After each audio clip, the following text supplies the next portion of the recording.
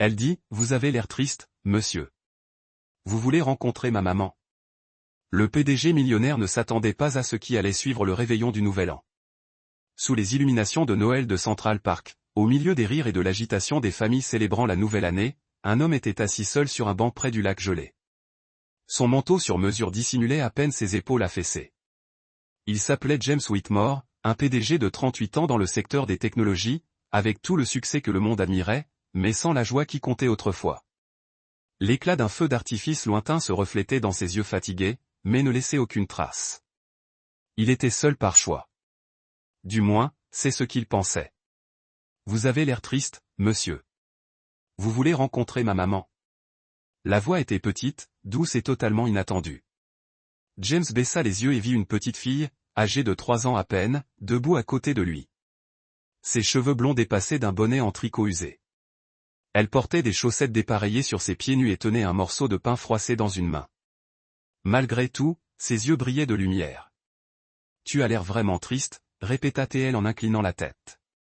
Je me suis dit que tu aimerais peut-être rencontrer ma maman. Elle me fait toujours sourire quand je suis triste. James cligna des yeux, partagés entre la surprise et une pointe d'amusement. Ta maman, hein? Elle hocha la tête avec empressement, dispersant des miettes. Elle est là-bas. La fillette désigna l'orée du parc. Une femme était accroupie près d'une poubelle, fouillant soigneusement les poubelles. Même de loin, ses gestes étaient gracieux, mesurés, presque dignes. Ses cheveux blonds brillaient sous le lampadaire. Elle est vraiment jolie, ajouta la petite fille. Mais elle se fatigue. On cherche à manger ce soir. Le cœur de James fit un léger bond. Comment t'appelles-tu? Lisa. Ta maman est d'accord pour que tu parles à des inconnus? Elle dit que je ne devrais pas, mais tu avais l'air d'avoir besoin d'un ami. Je connais ce sentiment. Je n'ai pas d'amis non plus. James hésita. Puis, comme par instinct, il se leva lorsque Lisa lui prit la main. Ses doigts étaient glacés. Je m'appelle James, dit-il. Enchanté, James. Elle le conduisit à travers le parc, passant devant des familles prenant des selfies sous des arbres illuminés et des enfants courant après les cierges magiques. Pour la première fois depuis des mois, James remarqua à quel point il s'était toujours senti éloigné de ces moments. Mais cet enfant, pieds nus et souriant, avait réussi à combler ce vide. Alors qu'ils approchaient de la femme, elle leva les yeux. Son expression passa de la fatigue à l'inquiétude. Elle se leva, remit un récipient de pâtes dans un sac et se précipita vers eux. Lisa, appela-t-elle d'une voix tendue. Qu'est-ce que j'ai dit à propos de vagabonder? Elle s'arrêta en voyant James, grand et bien habillé, tenir la main de sa fille. Ses yeux se plissèrent, un instinct protecteur. Je suis vraiment désolé si elle vous a dérangé. Elle parle aux gens parfois. Je lui ai dit de ne pas le faire. James leva doucement les mains. Pas vraiment dérangeant. Elle me trouvait seule. Elle avait raison. La femme garda Lisa près d'elle, le regard méfiant. Elle a un grand cœur, dit-elle d'une voix s'adoucissant. Je vois bien, répondit James en l'observant. De près, elle paraissait plus jeune, peut-être 26 ans, mais usée par la vie. Malgré sa fatigue, il y avait en elle quelque chose d'indéniablement posé, d'élégant même, une sorte de force tranquille. Je suis James, dit-il. Elle me présenta. Mais j'aimerais connaître le nom de la femme qui a élevé une petite fille si courageuse. Anna, dit-elle après un silence. Enchantée de vous rencontrer, Anna. Son regard passa de Lisa à Lisa. Vous me permettriez de vous acheter quelque chose de chaud? Il y a un café juste à côté. Anna entr'ouvrit les lèvres, hésitante. Ce n'est pas nécessaire. On va bien. Je sais, dit James. Mais peut-être pas, elle hésita, puis hocha la tête. Bon, juste un petit quelque chose. Le visage de Lisa s'illumina. Puis-je avoir un chocolat chaud? James sourit. Absolument. Alors qu'il se dirigeait vers le café, quelque chose remua en lui. Rien de radical, juste la plus légère déconnexion d'un nœud dont il ignorait l'existence. Ce n'était qu'un début. Mais parfois, un début était tout. Sous la douce cascade de guirlandes lumineuses du Nouvel An accrochées aux arbres, l'air nocturne était glacial et chaque respiration était enveloppée d'une fraîcheur particulière. Le petit trio, James, Lisa et celle qu'il connaissait désormais sous le nom d'Anna, se dirigea vers un café du coin, niché sous la douce lueur vacillante d'un lampadaire. James désigna le café à quelques mètres. De la vapeur s'échappait d'un chariot garé devant, un parfum de cacao et de viennoiserie sublimant l'air froid. Du chocolat chaud pour Lisa et ce que tu veux, dit-il. Il fait froid dehors, un petit réconfort. Anna regarda le chariot, puis le regarda de nouveau. Il pouvait presque lire le calcul dans ses yeux. Pas seulement une question d'argent, mais de dignité. Après un long moment, elle hocha la tête. D'accord, mais juste une tasse, dit-elle. Pour elle. James ne protesta pas. Il s'avança pour passer commande et revint bientôt avec 2 gobelets en carton fumant. Lisa prit la sienne avec empressement, la serrant dans ses 2 mains comme si c'était un sort. Ses yeux s'illuminèrent tandis qu'elle prenait une gorgée prudente. Attention, c'est chaud, lui rappela doucement Anna en écartant une mèche de cheveux de son visage. James tendit la seconde tasse à Anna.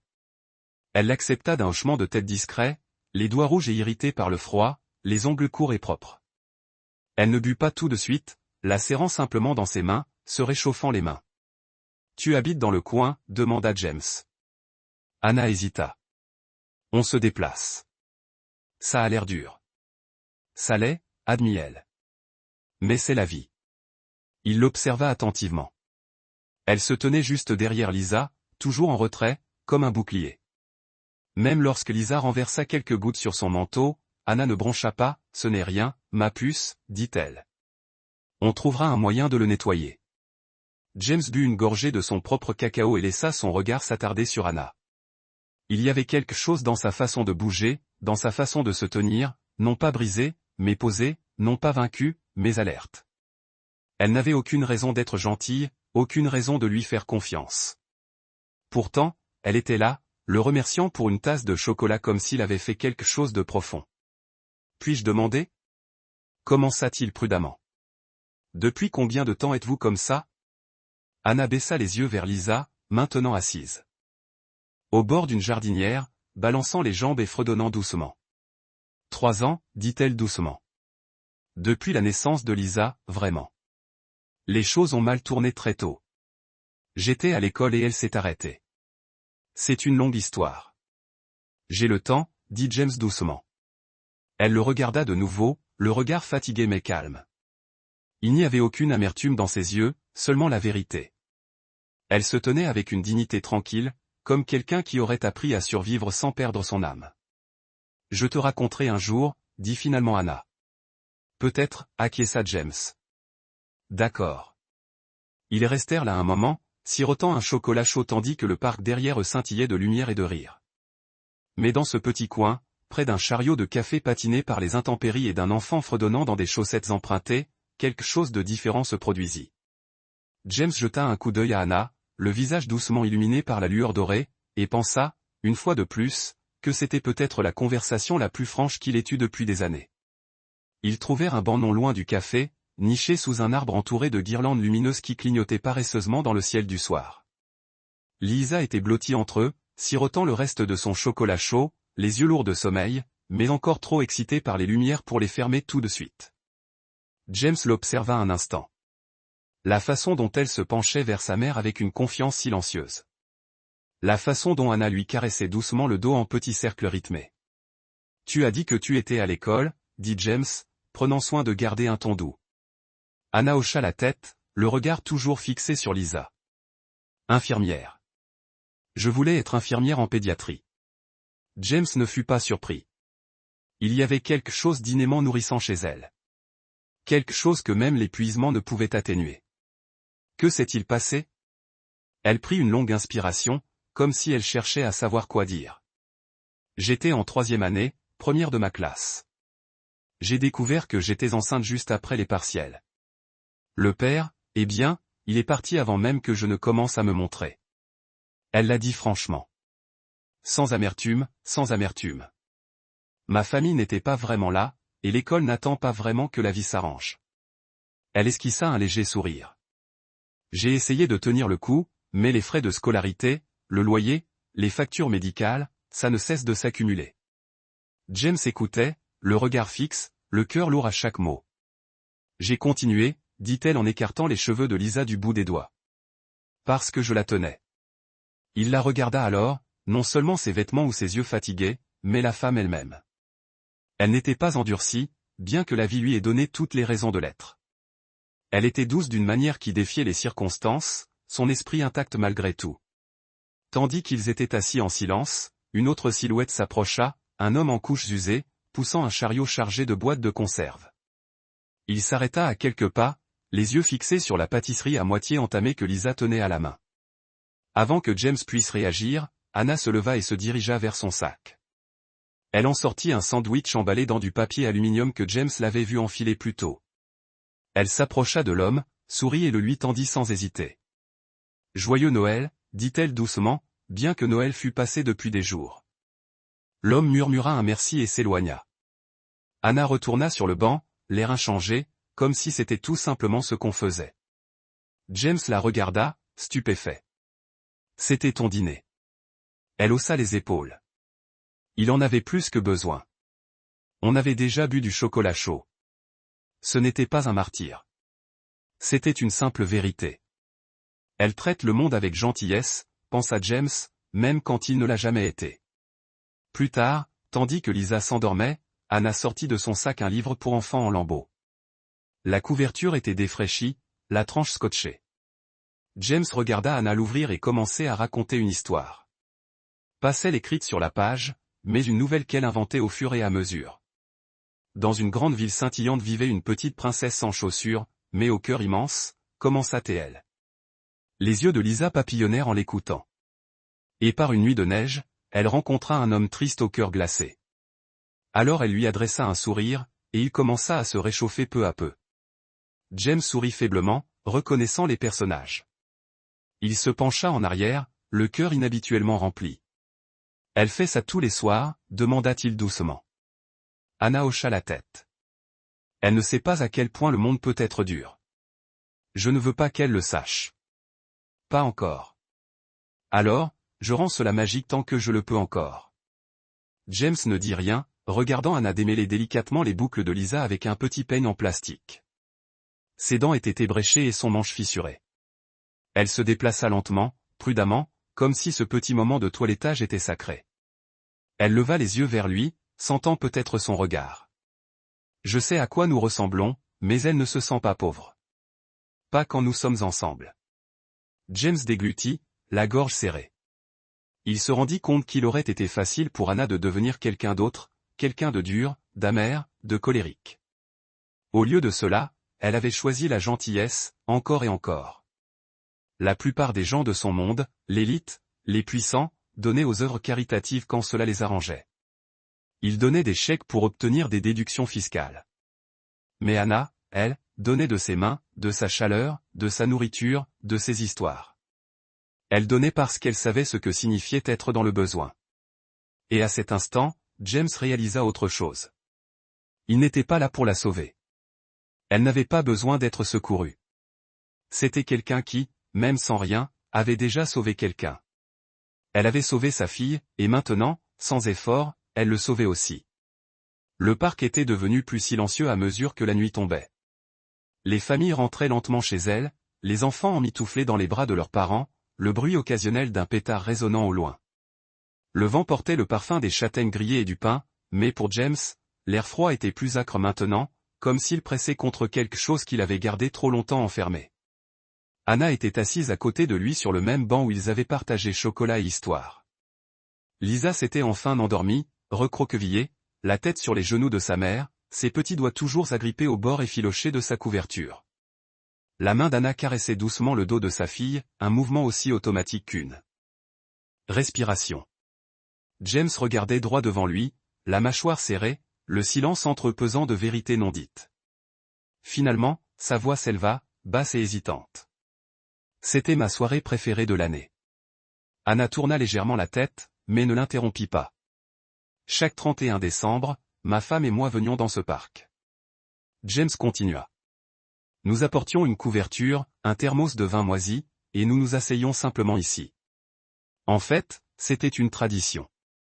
Il laissa échapper un rire haletant. C'était notre façon de terminer l'année ensemble. Pas de fête, pas de bruit, juste nous. Anna écoutait, l'air doux. Elle s'appelait Rachel, dit James. Elle avait ce rire sauvage qui faisait tourner les têtes. Et elle était forte, plus forte que moi dans tous les domaines qui comptaient. Ses yeux restèrent fixés sur un point lointain de l'autre côté du parc. Nous étions mariés depuis 7 ans avant le diagnostic. Cancer de l'ovaire de stade 3. La main d'Anna s'arrêta une seconde, puis reprit son mouvement doux sur le dos de Lisa. La première année a été pleine d'espoir, dit James. On s'est battu. Médecin, spécialiste, essais cliniques. J'ai investi de l'argent dans tous les traitements possibles. Je pensais pouvoir vaincre, vous savez, que si je faisais juste assez d'efforts, si je payais assez, si je cherchais assez longtemps, je pourrais la sauver. Sa voix se brisa légèrement et il s'éclaircit la gorge. Mais elle revint plus forte, et elle se fatigua. Elle commença à se préparer à la fin. Elle m'a fait promettre de continuer à vivre, dit-il en soufflant d'une voix tremblante. J'ai dit que je le ferais, mais je ne l'ai pas fait. Anna se tourna vers lui, les yeux emplis non pas de pitié, mais de compréhension. J'ai créé une entreprise, gagné plus d'argent, rempli mes journées de réunions et de chiffres. Mais intérieurement, j'ai cessé de vivre dès qu'elle a fermé les yeux. Sa voix se fit plus douce. J'étais là quand c'est arrivé. Je lui ai tenu la main. Elle n'avait que 36 ans. Le silence qui suivit fut pesant. James ferma les yeux, les paumes jointes, les coudes posés sur les genoux. Pendant un instant, il resta silencieux. Puis il sentit une brûlure dans ses yeux, brûlante et aveuglant. Et avant qu'il ne puisse la retenir, une larme coula sur sa joue. « Je suis désolé, murmura-t-il, honteux. D'habitude, je ne le fais pas. Tu n'as pas pu la sauver, dit Anna doucement. Sa voix était la plus douce qu'il ait jamais entendue. Mais elle savait qu'elle était aimée. C'est tout. James se tourna vers elle, surpris. Ces mots le touchèrent profondément, un endroit qu'il avait enfoui sous la culpabilité et le silence pendant des années. « Tu crois que c'est suffisant ?» demanda-t-il, non pas furieux, juste brisé. Anna baissa les yeux vers Lisa, écartant une mèche de cheveux du front de sa fille. « Chaque soir, je me demande si j'en fais assez. Si dormir sur des bancs, demander des miettes, ne pas avoir de toit, ça lui fait du mal. Mais ensuite, elle me regarde comme si j'étais tout son monde. » Elle se tourna vers James et je compris que l'amour est plus que suffisant. C'est la seule chose qu'on ne peut pas lui enlever. James la fixa du regard et les larmes qu'il avait tenté de retenir coulèrent à flots. Il les essuya du revers de la main, mais elles continuèrent. « Je n'ai pas pleuré depuis l'enterrement, » admit-il. « Pas une seule fois. Je pensais que si je le faisais, je ne m'arrêterais jamais. » Anna ne dit rien de plus. Elle se rapprocha simplement, prenant soin de ne pas réveiller Lisa, et laissa son épaule reposer doucement contre la sienne. Pas de mots, pas de pression, juste de la présence. C'était plus réconfortant que tout ce que James avait vécu en 2 ans. Ils restèrent assis ainsi un long moment, 2 âmes brisées, soudées par le silence et une douleur partagée. Le monde autour d'eux continua de célébrer, inconscient du moment de paix et de guérison qui se produisait sur un banc froid de Central Park. Et pour la première fois depuis ce qui lui sembla une éternité, James s'autorisa à tout ressentir. Chagrin, soulagement, nostalgie, et quelque chose d'autre qu'il ne parvenait pas à nommer. L'espoir. La nuit s'était doucement calmée tandis qu'ils déambulaient tous les 3 sur la 5e avenue. La plupart des magasins avaient fermé tôt, mais les vitrines scintillaient encore, parées de féeries hivernales et de douces lumières. Lisa s'avança entre James et Anna, sa petite main dans celle de sa mère, les yeux écarquillés d'émerveillement. Puis elle s'arrêta. Ils étaient devant une boutique, un de ces magasins de luxe pour enfants remplis d'articles que la plupart des gens ne pourraient pas s'offrir. Dans la vitrine, entourée de lumières scintillantes, était accrochée une robe en satin rose à manches bouffantes, bordée de dentelles et ornée de minuscules faux diamants. Elle scintillait comme dans un conte de fées. Les yeux de Lisa la fixèrent. Elle ne bougea pas, se contenta de la fixer. Anna lui tira doucement la main. « Viens, ma chérie. Ce n'est pas pour nous. » Mais Lisa resta plantée là. James suivit son regard, puis s'agenouilla à côté d'elle. « Qu'en penses-tu, princesse ?» murmura Lisa. « C'est la plus belle robe que j'ai jamais vue. » Anna secouait déjà la tête. « Elle n'en a pas besoin. On va bien. » James se leva. « Parfois, ce n'est pas une question de besoin. Parfois, c'est de se sentir spécial, même pour une seule nuit. Anna hésita. Il désigna alors une simple robe en tricot couleur crème à l'intérieur, modeste et élégante. Et celle-ci, dit-il doucement, semble attendre quelqu'un qui a été courageux pendant bien trop longtemps. Anna y jeta un coup d'œil, visiblement émue. Ses doigts se contractèrent légèrement, tentés. Je ne peux pas accepter une chose pareille. Il ne s'agit pas d'accepter, répondit James. Il s'agit d'être vu. Elle l'observa un long moment, tiraillée entre fierté et vulnérabilité. Finalement, elle hocha la tête. À l'intérieur, la boutique sentait le tissu neuf et le doux parfum. Le vendeur les observa avec curiosité, surtout le manteau d'Anna, mais ne dit rien.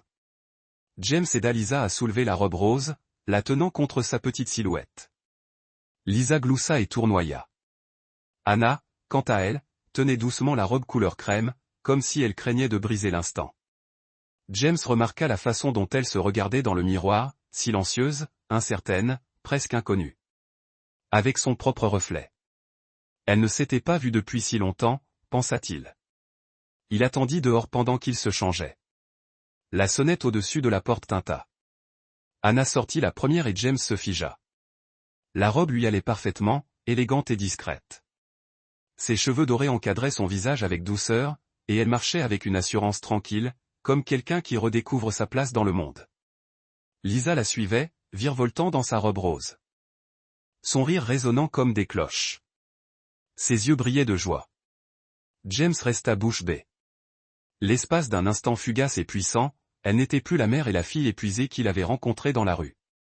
Elle rayonnait, et à cet instant précis, le premier feu d'artifice de la nouvelle année éclata sur Central Park. Une floraison d'or et de pourpre illumina le ciel. D'autres suivirent, bleu, vert, argent. Lisa halta. Anna leva les yeux. James, cependant, ne quitta pas les yeux fixés sur elle. Elle n'était pas seulement vue, pensa-t-il, le cœur rempli. Elles étaient enfin visibles, corps et âme. Les gens les croisaient sur le trottoir, le regard levé vers le ciel. Mais James connaissait le plus beau. La nuit se dressait devant lui. Il ne s'agissait pas seulement d'une robe. Il s'agissait d'une transformation de l'esprit, d'une estime de soi. Anna n'était pas seulement quelqu'un qui avait été aidé. C'était quelqu'un enfin reconnu. Et Lisa, elle, ressemblait enfin à l'enfant joyeuse et rayonnante qu'elle avait toujours été au fond d'elle. James réalisa que ce moment n'était pas seulement une question de gentillesse. C'était le début de quelque chose de bien plus profond. Quelque chose qui lui donnait l'impression de rentrer à la maison. Le lendemain du Nouvel An, James logea Anna et Lisa dans un modeste hôtel de long séjour dans un quartier calme de la ville. La chambre était dotée d'un éclairage chaleureux, d'une kitchenette et, surtout, d'un lit rien que pour Lisa. Elle poussa un cri de joie et sauta dessus comme s'il était fait de nuages. Anna s'attarda près de la porte, agrippant les sangles de son sac usé. James posa la carte clé sur le comptoir. C'est payé pour un mois, à lui de décider de la suite. Anna ouvrit la bouche pour protester, mais il leva la main. Pas d'engagement, juste un endroit où se reposer. Elle hésita, puis hocha la tête. Merci. Je ne sais même pas quoi dire. Tu n'as rien à dire, répondit-il. Repose-toi, tout simplement. Le lendemain matin, il revint avec des bagels et du café. Lisa, toujours en pyjama, dansait dans la kitchenette avec une cuillère en plastique. Anna semblait plus reposée que jamais, même si son sourire restait prudent au petit déjeuner. James parla doucement. Il y a une formation d'infirmière à proximité. Des cours du soir à temps partiel. Tu as parlé d'école si ça t'intéresse toujours. Anna cligna des yeux. Tu t'es renseigné. Il hocha la tête. Et je paierai les frais de scolarité si tu veux. Elle resta silencieuse un long moment. Je n'ai jamais cessé d'en avoir envie. J'ai juste cessé d'y croire. Enfin, dit-il doucement. Peut-être que c'est possible maintenant. La semaine suivante, Anna s'inscrivit. James la soutint à distance respectueuse. Elle insista pour travailler à temps partiel pour contribuer. Il lui proposa un poste de femme de ménage dans l'un de ses petits bureaux, un endroit calme avec un personnel aimable. Elle accepta immédiatement. 3 soirs par semaine, Anna nettoyait les bureaux pendant que Lisa coloriait à proximité ou regardait des dessins animés sur le vieil iPod de James. Le week-end, James emmenait Lisa au parc pour qu'Anna puisse réviser. Il n'essayait jamais de la secourir. Il se contentait d'apporter de la soupe, de réviser les fiches, de fabriquer des marionnettes pour faire rire Lisa. Il prenait un rythme. Chaque jeudi, James les invitait dans son appartement, un endroit épuré, trop vide, qui commençait à se sentir habité. Ils préparaient des repas simples ensemble. Lisa adorait aider James à éveiller la magie, et analysait souvent ses notes à voix haute à table pendant que le dîner mijotait. Un jeudi, James arriva en avance avec des courses. La porte était un bocal. Il frappa puis entra. La télévision était éteinte. Lisa dormait sur le canapé, un livre posé sur sa poitrine. Anna était assise à la petite table, surligneur à la main, les yeux rivés sur son classeur. Une tasse de thé froid était posée à côté d'elle. Elle étudiait, concentrée, posée, déterminée. Elle ne le voyait même pas. James s'arrêta sur le seuil, l'observant. Quelque chose se modifia dans sa poitrine. Elle n'espérait pas être sauvée. Elle créait quelque chose. À cet instant, il comprit que ce n'était pas de charité dont elle avait besoin. C'était la foi. Elle avait le repos. Lorsqu'elle leva enfin les yeux et le vit, elle sourit ouvertement, sans se méfier. « Tu es en avance », dit-elle en repoussant ses cheveux derrière son oreille. « Je pensais t'aider à préparer le dîner. Peut-être te poser des questions pendant qu'on cuisine, sourit-elle. Marché conclu. Tandis qu'il traversait la petite cuisine, James s'émerveilla de la facilité avec laquelle tout cela se passait. Sans contrainte, familier, sans urgence, sans peur, juste la paix. Depuis le canapé, Lisa remua. « Maman, n'oublie pas mon histoire. » Anna s'essuya les mains et s'agenouilla près de sa fille, l'embrassant sur le front. « Je n'oublie jamais. » James recula, les observa, et sentit quelque chose se détendre en lui, non pas de manière spectaculaire, mais profonde. Il avait cru que des parties de lui avaient disparu, perdues dans le chagrin, que rien ne pourrait les atteindre à nouveau. Et pourtant, ils étaient là, une femme reconquérant son avenir. Un enfant épanoui, un homme découvrant ce que signifiait l'appartenance. Ce n'était pas grandiose. Ce n'était pas bruyant. C'était calme, serein, réel, et pour la première fois depuis des années, James n'avait pas peur de la suite. Il était prêt. C'était un mardi soir quand James remarqua que quelque chose clochait. Il s'était habitué à leur routine. Anna envoyait des SMS après les cours, parfois avec une question de cours, d'autres fois juste une photo de Lisa dessinant des cœurs dans les marges de son cahier. Mais ce soir-là, rien. Pas de message, pas de réponse à son message une heure plus tard. Il essaya de ne pas trop y penser. Peut-être Anna était-elle fatiguée. Peut-être que Lisa avait besoin d'attention. Mais au fil des heures, une inquiétude sourde s'installa dans sa poitrine. À 21h, il traversait la ville en voiture. Les rues étaient silencieuses, glissantes par la pluie récente, les lumières projetant de longs reflets sur le trottoir. Arrivé à l'hôtel de long séjour, il monta les escaliers 2 par 2 et frappa doucement à la porte. Pas de réponse. Il frappa de nouveau, plus fort. Après un silence, la porte s'ouvrit en grinçant. Anna se tenait là, les cheveux tirés en un chignon lâche, les yeux cernés. Derrière elle, James entendit une légère toux. « James, dit-elle, surprise. Tu n'étais pas obligé de venir. Tu as manqué le cours, dit-il en entrant sans attendre. J'étais inquiet. » Elle s'écarta silencieusement. Lisa était recroquevillée sur le lit, les joues rouges, un gant de toilette humide sur le front. Un thermomètre et un flacon de médicaments pour enfants à moitié vide étaient posés à proximité, à côté d'un manuel ouvert et de fiches de révision éparpillées. Elle a commencé à se sentir malade hier soir, expliqua Anna en ajustant la couverture sur Lisa. Elle a eu de la fièvre ce matin. Je ne voulais pas te déranger. James s'agenouilla près du lit et passa doucement un doigt dans les cheveux de Lisa. Elle va bien? Juste un rhume, dit Anna doucement. J'ai observé sa fièvre. Elle baisse. Il jeta un coup d'œil à la table. Des notes étaient griffonnées partout. Un sandwich à moitié mangé reposait intact à côté d'un surligneur. Tu étudiais encore, demanda-t-il. J'ai un examen jeudi, dit-elle un peu sur la défensive. Je ne peux pas me permettre de prendre du retard. James la regardait. L'épuisement se lisait sur son visage, la détermination dans sa posture, la tendresse dans chacun de ses mouvements. « Pourquoi te donnes-tu tant de mal ?» demanda-t-il doucement.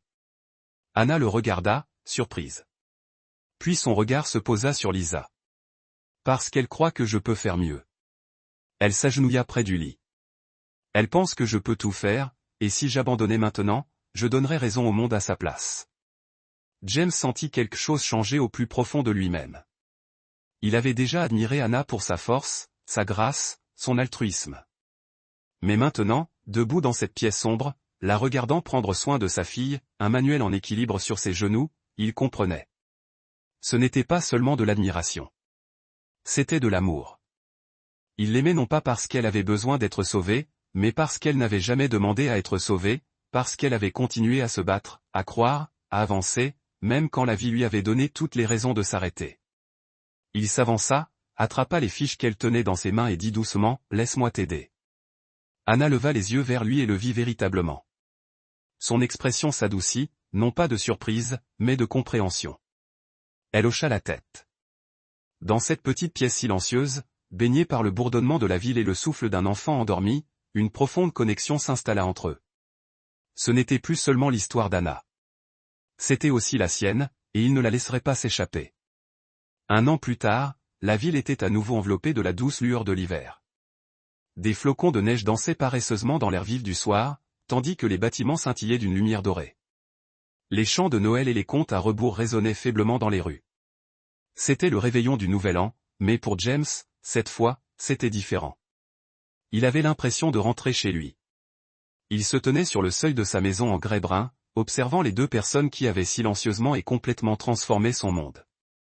Anna entra la première, secouant la neige de son manteau, les joues légèrement rouges de froid. Elle portait un uniforme d'infirmière bleu pâle, fraîchement rentrée de l'hôpital.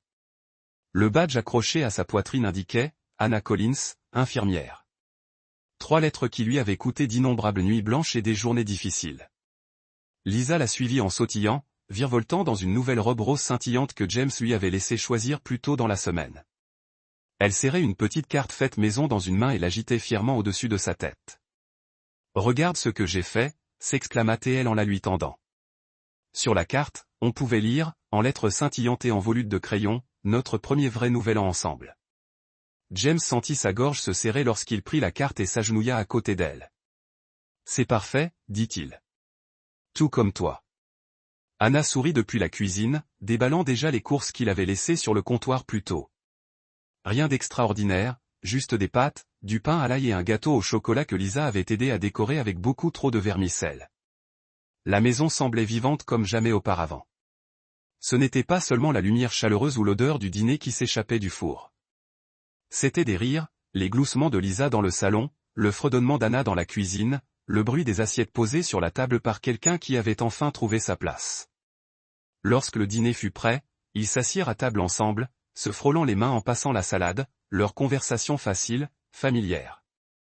James se surprit à jeter des regards furtifs à Anna, impressionnée par le chemin parcouru. La femme au manteau de laine devant le café, l'infirmière confiante, le cœur brûlant. Après le dîner, ils se dirigèrent vers le salon. Lisa se blottit contre James, une couverture à la main, tandis qu'Anna allumait des bougies sur le rebord de la fenêtre. Le feu crépitait doucement, ajoutant une chaleur dorée à l'instant. Alors que les dernières minutes de l'année s'écoulaient, James se leva et s'approcha d'Anna, qui regardait la neige tomber à travers le verre dépoli. Il lui toucha doucement la main, puis la tourna vers lui. « Tu ne l'as pas seulement sauvée, dit-il doucement, d'une voix pleine de vérité. Tu m'as sauvée. » Les yeux d'Anna brillèrent de larmes retenues. Elle posa une main sur sa poitrine, sur son cœur. « Je crois que nous nous sommes sauvés l'un l'autre. » Il se pencha et l'embrassa lentement, respectueusement, comme pour la remercier de tout ce qu'elle lui avait donné sans rien demander en retour. Lisa poussa un cri aigu depuis le canapé. Burke. Un baiser. Puis il éclata de rire. Ils rirent tous ensemble. Le genre de rire qui naissait de la paix, pas de la perfection, mais présence. La télévision clignotait au compte à rebours final. 19-8 James serra Anna contre lui, enroulant son bras autour de ses épaules, et Lisa s'accrocha à lui. Tous 3 se blottirent sur le canapé sous une couverture. 5-4 dehors, le premier feu d'artifice explosa, peignant le ciel d'argent et de rouge éclatant. 3, 2, 1. Bonne année. Cria Lisa en lançant des confettis faits de papier de soie découpé. Anna regarda James. Prêt pour un nouveau départ? Il sourit. J'ai déjà les miens. Et dans ce salon, entouré d'une joie silencieuse et d'un amour inconditionnel, ils commencèrent une nouvelle année. Non pas comme des étrangers ou des survivants, mais comme une famille. Pas parfaite, mais réelle.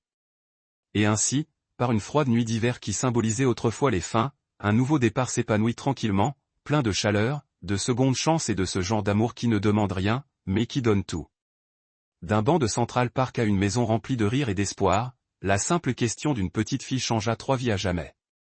Parfois, les miracles existent. Les histoires ne se présentent pas sous forme de grands gestes. Elles se manifestent par des sourires teintés de chocolat, des histoires murmurées au coucher et le courage discret d'une mère qui n'a jamais abandonné. Merci d'avoir suivi ce voyage émouvant d'amour, de résilience et de guérison. Si cette histoire vous a touché, aimez, partagez et abonnez-vous à Soul Stirring Stories pour découvrir d'autres récits touchants qui inspirent, élèvent et nous rappellent à tous la beauté de l'être humain. À la prochaine, restez bienveillants et ne cessez jamais de croire aux secondes chances.